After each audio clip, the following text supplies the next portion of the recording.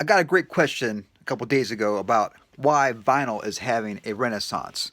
The one thing that's cool about vinyl, and if you look at the album art, obviously this is like a piece of artwork here in some ways. So this is one of my favorite groups from the '70s. This is actually an album from the '80s, of course. This is H2O, and you can look at the vinyl there, and it's something visceral about having a record that you can put on a record player, and you have to get up and put the needle down on a track and whatnot like that.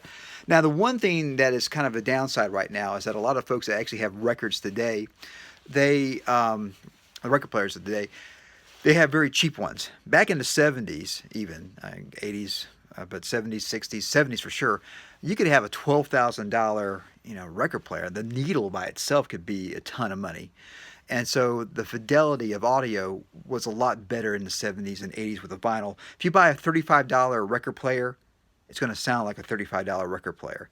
If you have a $2,000 record player, it's not even the same sound in a lot of ways. And those needles by themselves could be 500, 300, $200. The stylus on it and whatnot. So, anyways, it's really interesting. Great question. And will this continue? Will vinyl continue to have a renaissance? Um, I think it will for a bit. I think at some point there's an inconvenience of having records today. That is true. There is a big inconvenience of having records today. So, anyways, thank you for that amazing question. We'll see what happens. It's kind of cool to actually go into stores today and actually see uh, vinyl. And you can actually get some of the vintage vinyl that you can't find anymore. This is something I got a few years ago from a thrift store.